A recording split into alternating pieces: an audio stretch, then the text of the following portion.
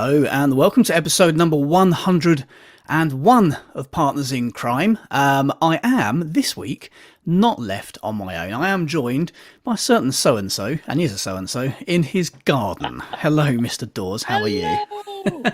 Oh, what a pleasure to be here at 101. Well, how are you feeling? You weren't quite with us last week in many ways. I haven't been with the universe in general for about the last 14 days. Through that and just no, I've had without a shadow of a doubt this rather unpleasant virus, which so many of us have had and are having, and I've had obviously a mild version of it, but I can tell you if this is mild, it's fairly ghastly. I wouldn't wish it obviously on anyone, but there are people who are, of course, in far worse conditions than me. But it is I've never known anything quite like it. You know you've got a virus, and you know it's out to get you.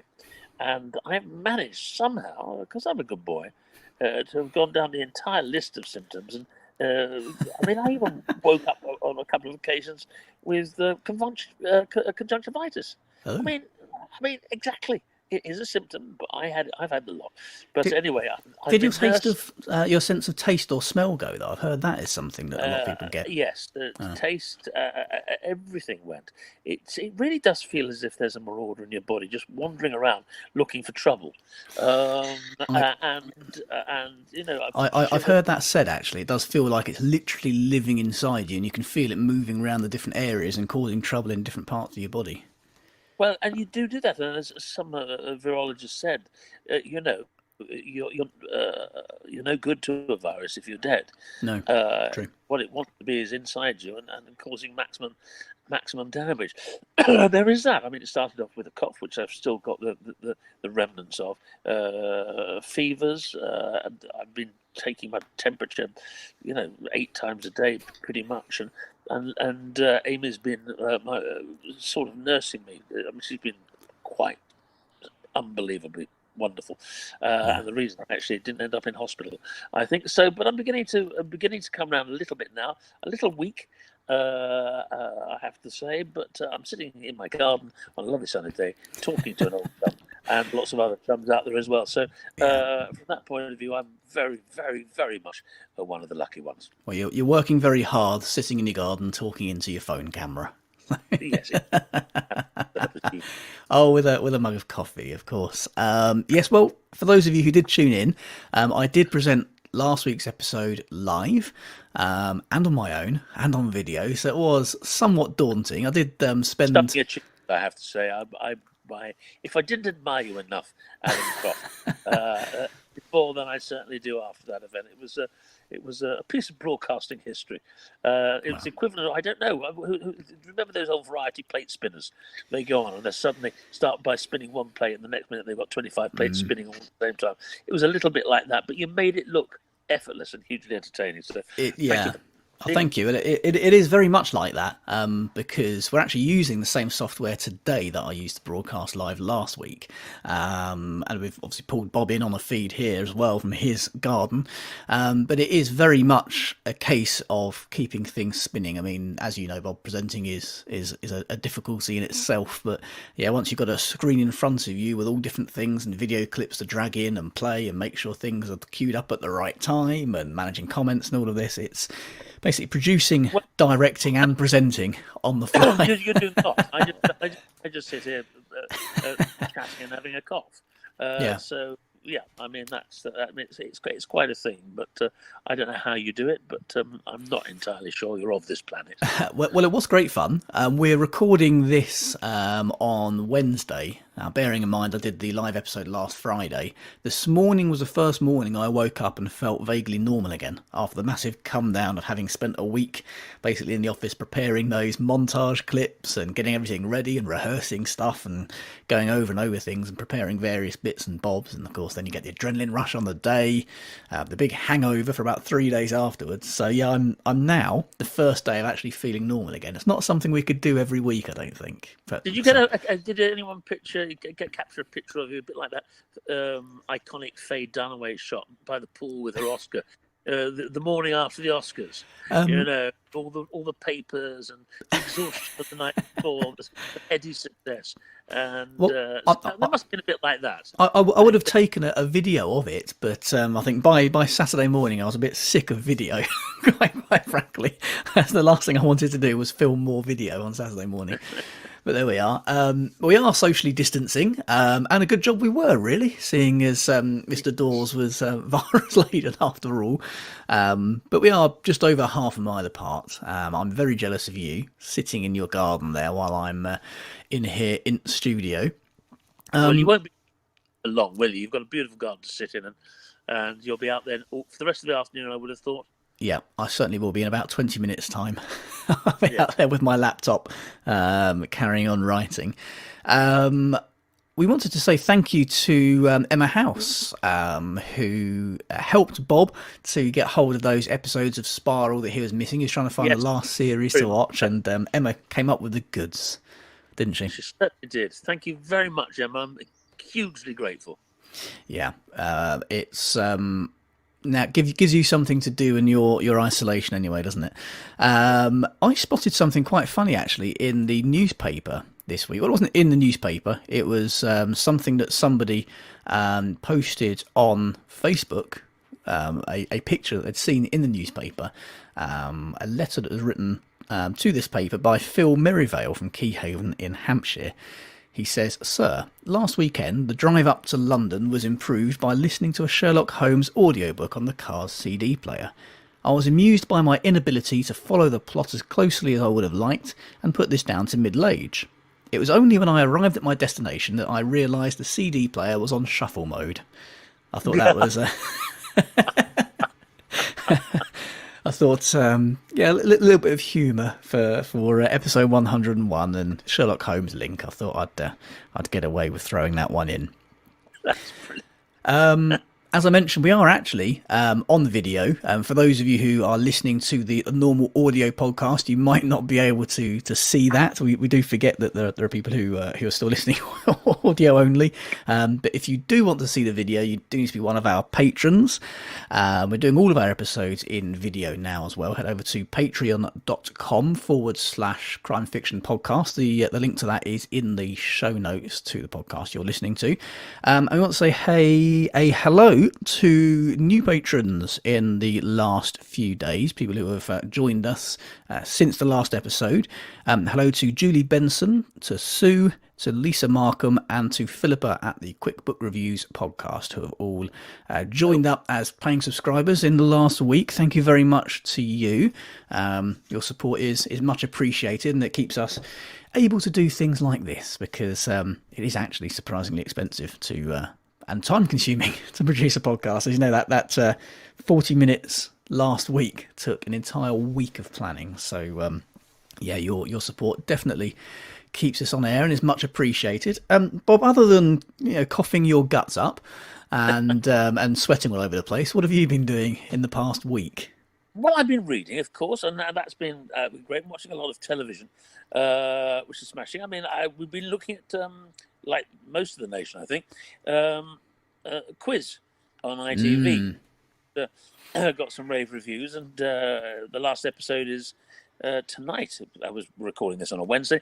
Of course, by the time it goes out, it will be all 3 episodes will be out there. A smashing central cast, I think, with Matthew McFadden.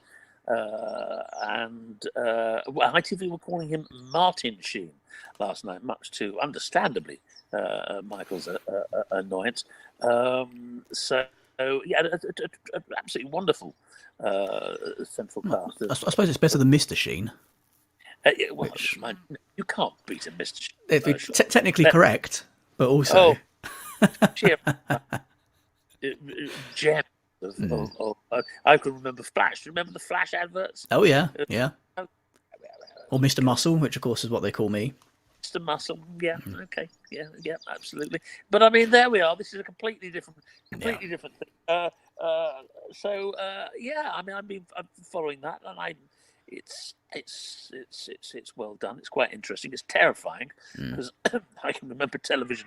I used to go to that building many times in any given year during those years on various other things, and it brought an awful lot of interesting memories back to me. And it's an insight into how certain television is made to some degree, which is again quite frightening as well. But it's well done. It's an extraordinary story, and so I'm looking forward to the third episode, and hopefully it will be as good as the previous two, which I'm sure it will. All I say is that isn't Sheen extraordinary? He is. He's. I think any time they want somebody with a kind of a neutral face to play a real person, and to do a cracking impersonation at the same time as being a wonderful actor, he's your man to call, isn't he? Well, it's not it's not just an impression. By saying just an impersonation, I don't mean are just extraordinary. The best of them. I mean, on top of being a cracking actor, Lewis McLeod's, the best of them are just sensational. But what Michael Sheen does is he brings a huge depth. As an actor, he brings a huge depth and makes them absolutely real. It's not just there for fun. Just say how brilliant an observation it is of a personality and their characteristics. But it makes it real. So from Kenneth Williams through to Tony Blair through to David Frost. I mean, he's done them all, and he does them superbly. And he's Chris Tarrant, which is no easy task. You think he's got lots of all those sort of things. Wonderful, but to actually take all those and bring a believable performance as well, which is not to say that the rest of the cast aren't doing a splendid job as well. So anyway, that's my crime fiction drama for this week, and it is a crime. Let's face it. It is. Yeah, I mean, for those who aren't aware of the quiz, the current ITV miniseries, which, as you hear this, will have just finished. In fact, it's about the TV program Who Wants to Be a Millionaire, the quiz show, which I think is called a few different things in different countries, but pretty much every country has got its version of it, the one where you go up the ladders to win £1 million, answering multiple choice questions. There was a thing, I think it was 2001, wasn't it, where this guy, Major Charles Ingram, went on the show, won the £1 million by practically guessing his way through the game, and it later transpired that he had cheated his way to doing so with an accomplice in the audience who had been coughing, much like that, on the right answer. So it's very timely, I guess, the coughing being the sign that something is wrong. It's very timely in these coronavirus times, and it was a huge crime, a fraud. Effectively, he's trying to defraud this TV company out of £1 million.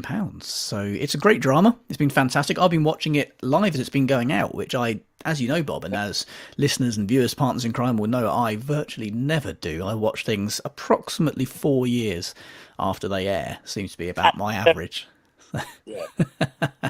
As something I've not caught up on yet, but which the first episode has landed this week, and I'm wondering if you've seen it, Bob, I don't know, Series 3 of Killing Eve. Is that something you've approached yet? Well, no, I saw Series 1, and I thought it was absolutely knockout, so much so I went and got the book and reviewed the book on Partners. And for some reason, I didn't catch up with Series 2.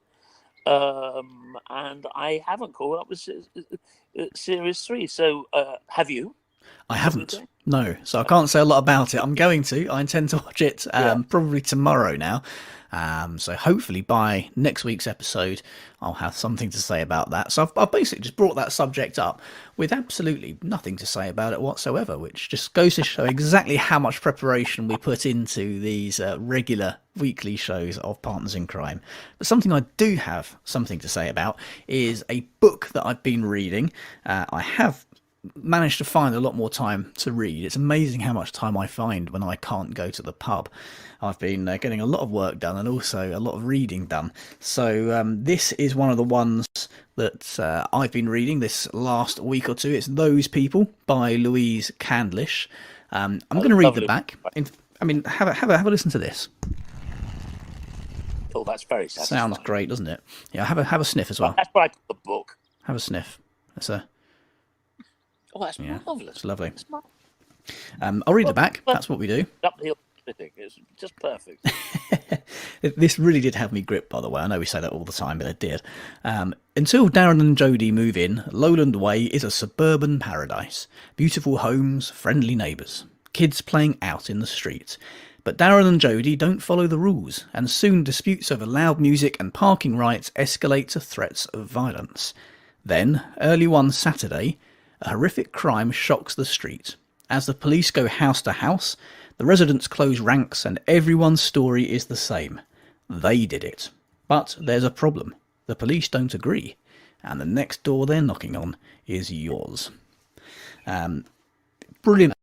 It's all set on this street of Lowland Way. The action never leaves there. It jumps between viewpoints of the different neighbours who live there and the troubles that they've got going on and the issues they have with these new neighbours who move in.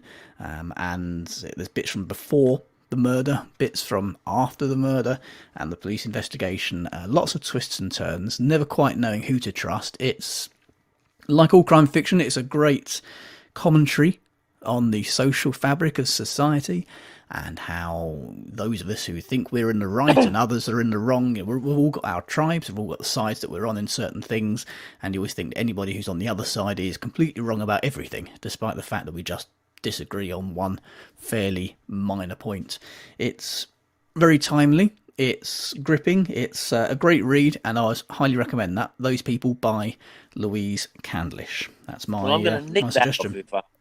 I think Louise is a mighty fine writer. We reviewed her books before, and I think she's absolutely terrific. So that sounds an absolute must-read. Well, I've got one that actually isn't available on Kobo or anywhere else. It's just been sent through to me by Urbane. Okay. Which is available in May, I think. But I've started reading it because it just sort of was set in the business of filming, and I thought I just fancy that, in the sort of what town. It's called Fallout. I'll show you a copy of it. Fallout. There it is. Oh, lovely. M.N. Grenside. That's a Grenside. new one on me. Mark Grenside. Okay. Yes, this is his first novel. That'll be why. He's quite an interesting, very interesting. Well, I'll tell you what it's about on the back. First of all, someone recommends it. A page-turning, jaw-dropping thriller of action and surprise, a riveting debut. That's Damian Lewis. So there we are. That's a pretty good recommendation. An LA screenwriter is killed shortly after completing his latest script, Fallout. A thriller destined to be a blockbuster, but written with a secret double purpose. Echoing events from the past, the screenplay is sent to a very specific group of people and will change their lives forever. All are connected to a movie that had abruptly stopped shooting in the jungles of the Philippines years before. Fallout exposes the truth about a conspiracy and murder that led to a $500 million fortune for a select few. Follow the story of producer Marcus Riley, who sets out on an increasingly dangerous quest to get Fallout made. From a powerful agent's office in Hollywood, hidden treasures in Belgravia, and a remote chalet in the Swiss Alps to murder at the Cannes Film Festival, Marcus teams up with designer Melinda Macco de Tuis as they and other recipients of the screenplay are pursued by an assassin from the past. With clues cleverly concealed in the screenplay, Marcus and Macco unravel a lethal puzzle that for some will bring death, others the truth, and reveals a shocking secret. Wow. I'm half through that, and it's absolutely terrific. It's a great page turner. As it happens, its author, Mr. Grenside, Mark Grenside, M.N. Grenside, began his working career straight out of school at Lloyd's, specialising in kidnap, ransom, and extortion jobs. There you go. Someone has to, don't they? Right. But subsequently, he's had huge success in the entertainment business. In 2004, he arranged the US $250 million buyout of the Hallmark Channel, so international, which was then successfully sold to NBC. He returned to producing a number of movies and miniseries. He has recently morphed into a serial entrepreneur and is now co-founder of a seed-to-shelf CBD producer, Dragonfly Biosciences. So, I mean, he lives in Malta with his wife, a collection of classic cars, and 2 French bulldogs. And he's writing novels, the first of which is Fallout, and that is out in May. And so I'm just. You're showing me your shed you've been painting. Yeah, that's my shed. Can you see it? I can. It's full of boxes. We've been looking at it this morning. I'm looking at it this morning.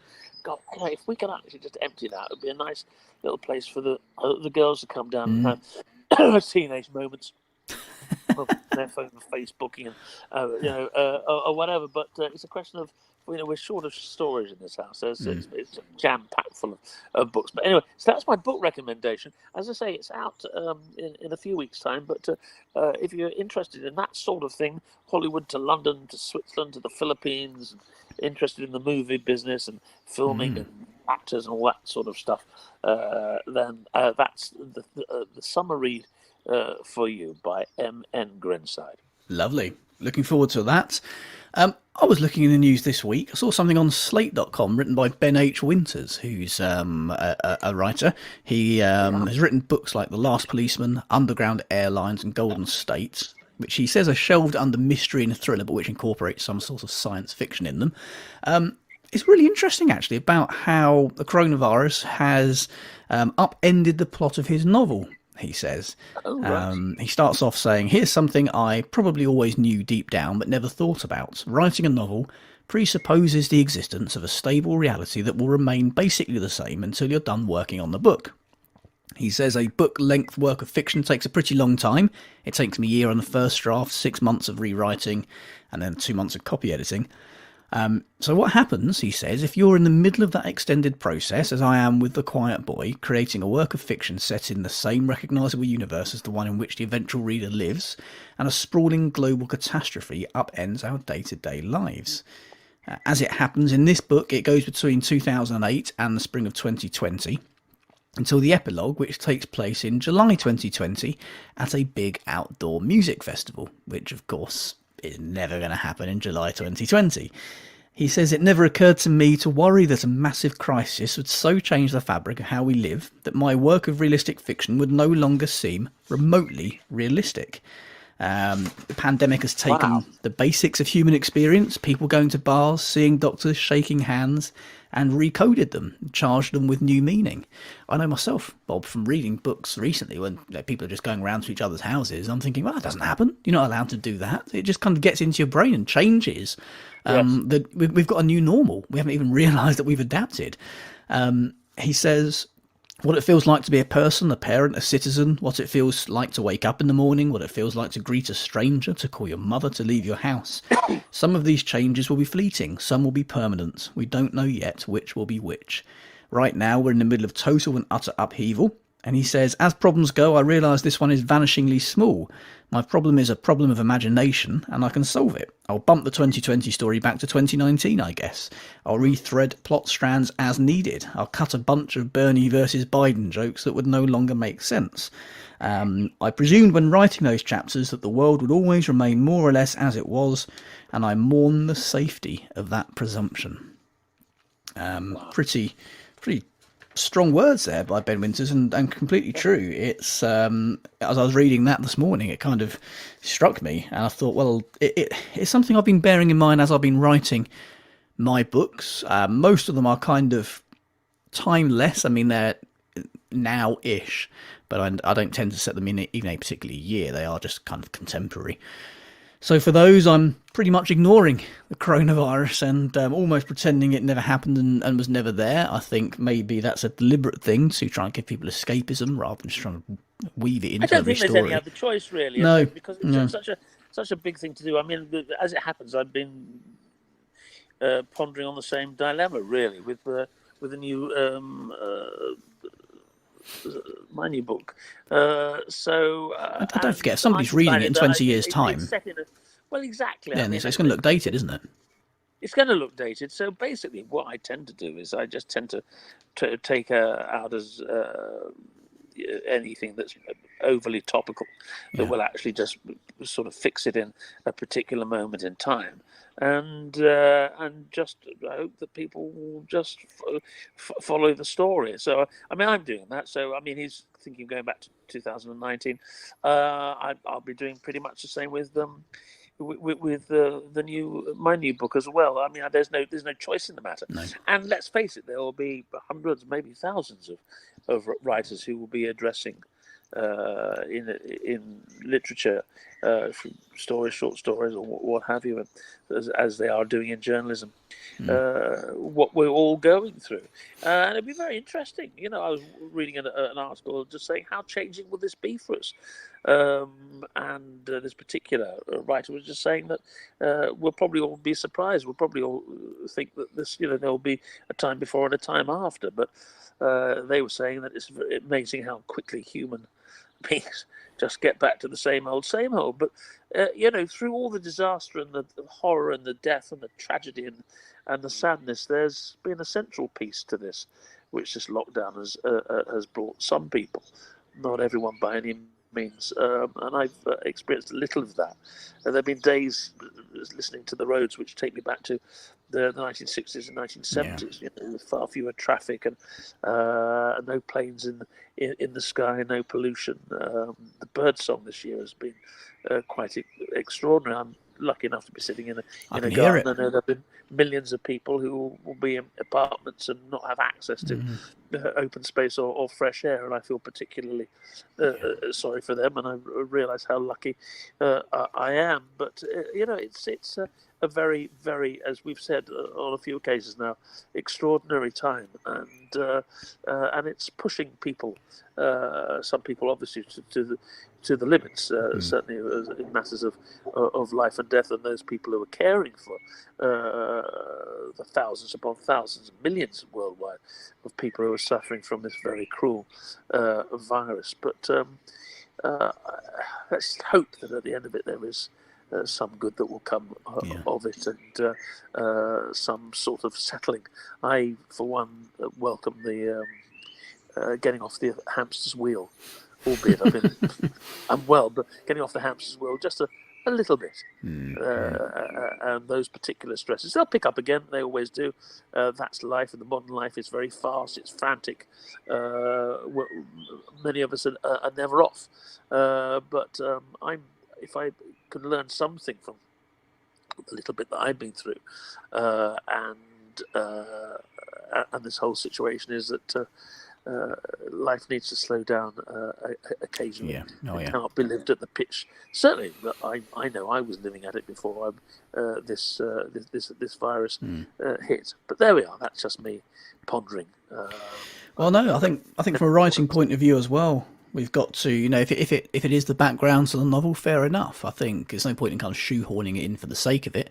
If you're very much setting your novel in 2020, then this is going to be here, and it's going to be very odd if it's not. But I think if you're writing kind of contemporary fiction, there's no point in kind of shoehorning it in for the sake of it, unless of course it like anything in writing, if it doesn't benefit your plot, if it doesn't carry the story on, don't use it, don't put it in there. So I think unnecessary flavour, probably it doesn't need to be there, but if it forms part of the plot, which of course it will for many people, I think it's ideal for a locked room mystery, isn't it? Where nobody is able to leave their house. It couldn't possibly have been anybody else because everyone's locked in a certain building. Then it's definitely got crime and mystery potential there. As you will have seen last week on Partners in Crime Live for the 100th episode, it feels really weird. We're now on episode 101. We had some very kind words from some previous guests and some big name authors. It was absolutely brilliant.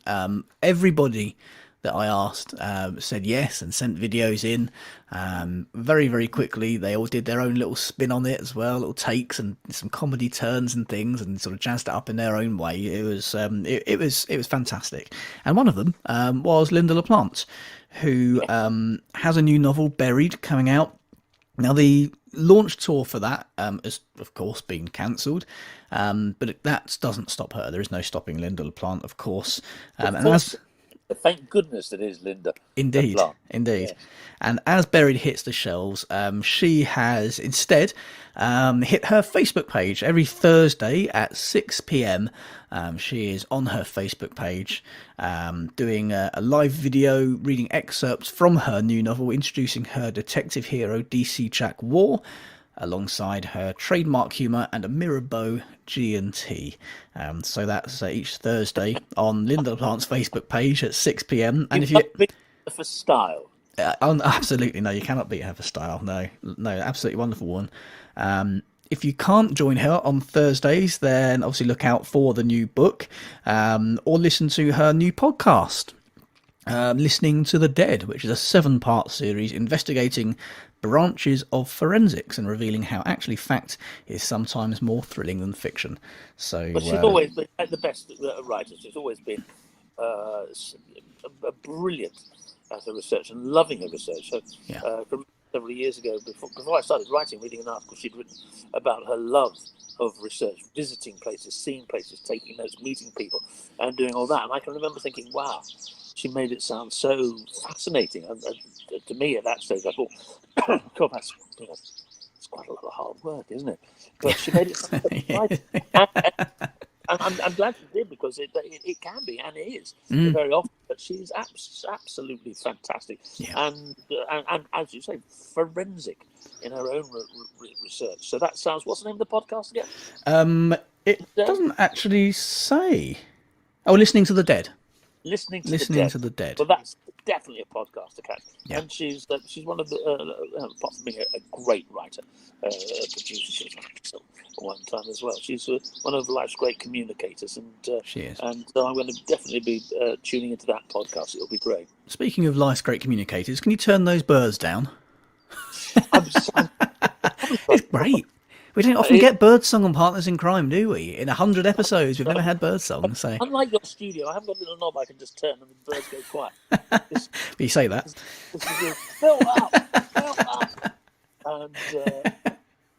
And, well, we've still got lots more I want to get through here, but what we don't have is time on the main episode. So what we're going to do is sign off here, and then we're going to do Partners in Crime, Arsenic and Old Lace, which is our special after-show show for our patrons. So make sure you are a patron. Head over to patreon.com/crime fiction podcast, or check out the link in the show notes for that. And we'll see you over there for a bit more Partners in Crime. And until then, if you're not a patron, I guess we'll see you next week for episode 102. We're racking these up quite quickly, aren't we, Bob? And it don't seem a day, do you? Mind you, with this beard. One of the good things I have to say, the only good thing I can think of out of this story, I've lost, would you believe, nearly a stone in weight. Yeah, I've not weighed myself, but I can see it and feel it. I have been as well. I've not left my house in 3.5 weeks. I mean, literally not left it. I've not been to the supermarket or anywhere. I've done probably about 50 steps a day in the last 3 weeks. But because those steps haven't been to and from the pub, the pounds appear to have been dropping off. It's quite extraordinary. Well, that's pretty good. So, well, there we are. Lean Partners in Crime. Yeah. They've got some good thing come out of this. That's it. String. Well, anyway, are we going over to do the other thing now? We're going to do Arsenic and Old Lace, yes. And for everybody, for our non-patrons, we'll see you next week when we're even slimmer.